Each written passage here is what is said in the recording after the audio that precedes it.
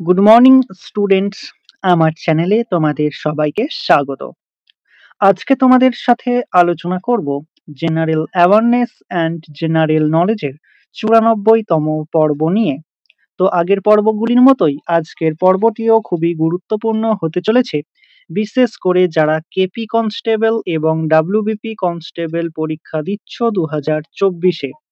তো প্রতিদিন ঠিক সকাল 6টায় আমি তোমাদেরকে এই পর্বটি করিয়ে থাকি। তো অবশ্যই সকলে যুক্ত হয়ে যাবে এই সময়। সমস্ত আপকামিং পরীক্ষার জন্যই এই পর্বটি উপকৃত হবে, যেমন KP constable, WBP constable, SI, miscellaneous, clerkship সমস্ত পরীক্ষাগুলিতেই। তো চলো আজকের ক্লাসটি শুরু করা যাক। তোমাদের প্রথম প্রশ্ন হলো, দশম জলপ্রপাতটি কোন রাজ্যে অবস্থিত? খুবই ইম্পর্টেন্ট কোশ্চেন। দশম জলপ্রপাতটি কোন রাজ্যে অবস্থিত? সঠিক উত্তর অপশন বি, ঝাড়খণ্ডে। ভারতে প্রথম বিদেশি পুঁজি কি ছিল? 5টি স্টার দিয়ে লেখো। ভারতে প্রথম বিদেশি পুঁজি কি ছিল? সঠিক উত্তর অপশন এ, ব্রিটিশ পুঁজি। বিধবা বিবাহ আইন পাশের সময় ভারতের গভর্নর জেনারেল কে ছিলেন? কেপি কনস্টেবল 2008-এ এই কোশ্চেনটি এসেছিল। বিধবা বিবাহ আইন পাশের সময় ভারতের গভর্নর জেনারেল কে ছিলেন? সঠিক উত্তর অপশন ডি, লর্ড ক্যানিং। দুটি বিন্দুর মধ্যে নির্দিষ্ট দিক সরলরৈখিক দূরত্বকে কি বলা হয়? 5টি স্টার দিয়ে রেখো। ডাব্লিউবিসিএস এ এই কোশ্চেনটি আসে। দুটি বিন্দুর মধ্যে নির্দিষ্ট দিক সরলরৈখিক দূরত্বকে কি বলে? সঠিক উত্তর অপশন বি, সরণ। ভারতের বাইরে প্রথম স্বাধীন ভারতীয় সৈন্যবাহিনী গঠন কে করেছিলেন? খুবই ইম্পর্টেন্ট কোশ্চেন, ডাব্লিউবিসিএস এ এই কোশ্চেনটি আসে। ভারতের বাইরে প্রথম স্বাধীন ভারতীয় সৈন্যবাহিনী গঠন কে করেছিলেন? সঠিক উত্তর অপশন ডি, রাসবিহারী বসু। শব্দ তরঙ্গের ক্ষেত্রে কোনটি ঘটে না?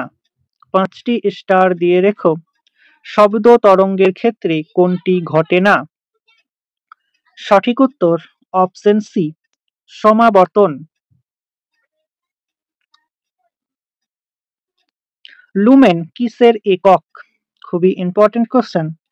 ডাব্লিউবিপি কনস্টেবল এবং কেপি কনস্টেবল দুটি পরীক্ষাতেই এই কোশ্চেনটি সমানভাবে গুরুত্বপূর্ণ। লুমেন কিসের একক? সঠিক উত্তর অপশন ডি, দীপ্তি প্রবাহের। নির্বাচন কমিশনার কার দ্বারা নিযুক্ত হয়? খুবই ইম্পর্টেন্ট কোশ্চেন, 5টি স্টার দিয়ে রেখো। নির্বাচন কমিশনার কার দ্বারা নিযুক্ত হয়? সঠিক উত্তর অপশন সি, রাষ্ট্রপতির দ্বারা নিযুক্ত হন। ভারতে গান্ধার শিল্প কোন শাসনকালে বিকাশ ঘটেছিল? এই কোশ্চেনটি মূলত ডাব্লিউবিসিএস এ আসে। তো সঠিক উত্তরটি তোমরা আমাকে কমেন্টের মাধ্যমে জানাও। নিম্নলিখিত কোনটি স্কেলার রাশি? 5টি স্টার দিয়ে রেখো। ডাব্লিউবিপি কনস্টেবল 2013-তে এই কোশ্চেনটি এসেছিল। নিম্নলিখিত কোনটি স্কেলার রাশি? সঠিক উত্তর অপশন সি, দুটোই। ক্ষমতা এবং শক্তি দুটোই স্কেলার রাশি। জলপ্রবাহের বিচারে পৃথিবীর বৃহত্তম নদী কোনটি? জলপ্রবাহের বিচারে পৃথিবীর বৃহত্তম নদী কোনটি? সঠিক উত্তর অপশন ডি, অ্যামাজন। কোন শহরকে টাইগার গেটওয়ে অফ ইন্ডিয়া বলা হয়? খুবই ইম্পর্টেন্ট কোশ্চেন, 5টি স্টার দিয়ে রেখো। কোন শহরকে টাইগার গেটওয়ে অফ ইন্ডিয়া বলা হয়? সঠিক উত্তর অপশন বি, নাগপুর। আধুনিক হিন্দি সাহিত্যের স্রষ্টা কে? খুবই ইম্পর্টেন্ট কোশ্চেন। আধুনিক হিন্দি সাহিত্যের স্রষ্টা কে? সঠিক উত্তর অপশন সি, হরিচন্দ্র। শিমলিপাল অভয়ারণ্য কোথায় অবস্থিত? 5টি স্টারের জায়গায় তোমরা 10টি স্টার দিয়ে রেখো। এই কোশ্চেনটি এসআইয়ে আসে। শিমলিপাল অভয়ারণ্য কোথায় অবস্থিত? সঠিক উত্তর অপশন এ, উড়িষ্যাতে। ভারতে কবে রেলওয়ে বোর্ড গঠিত হয়? এসএসসিতে এই কোশ্চেনটি করে থাকে। ভারতে কবে রেলওয়ে বোর্ড গঠিত হয়? সঠিক উত্তর অপশন সি, 1905 সালে ভারতে রেলওয়ে বোর্ড গঠিত হয়। রবিশঙ্কর কোন বাদ্যযন্ত্রের সঙ্গে যুক্ত? কেপি কনস্টেবল এবং ডাব্লিউবিপি কনস্টেবল দুটি পরীক্ষাতেই সমানভাবে গুরুত্বপূর্ণ। রবিশঙ্কর কোন বাদ্যযন্ত্রের সাথে যুক্ত? সঠিক উত্তর অপশন এ, সেতার। ভারতে কয় প্রকার গেজের রেলপথ দেখা যায়? 5টি স্টার দিয়ে রেখো। ভারতে কয় প্রকার গেজের রেলপথ দেখা যায়? সঠিক উত্তর অপশন ডি, 4 প্রকার। পিটারম্যান হিমবাহ কোন দেশে পাওয়া যায়? খুবই ইম্পর্টেন্ট কোশ্চেন। পিটারম্যান হিমবাহ কোন দেশে পাওয়া যায়? সঠিক উত্তর অপশন বি, গ্রিনল্যান্ডে।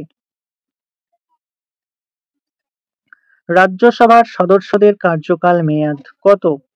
খুবই সহজ একটি কোশ্চেন। রাজ্যসভার সদস্যদের কার্যকাল মেয়াদ কত? সঠিক উত্তর অপশন সি, 6 বৎসর। কোন উদ্ভিদ মশার লার্ভা ধ্বংস করতে পারে? এই কোশ্চেনটি তোমরা 5টি স্টারের জায়গায় 10টি স্টার দিয়ে রেখো। কোন উদ্ভিদ মশার লার্ভা ধ্বংস করতে পারে? সঠিক উত্তর অপশন এ, ইউট্রিকিউনারিয়া।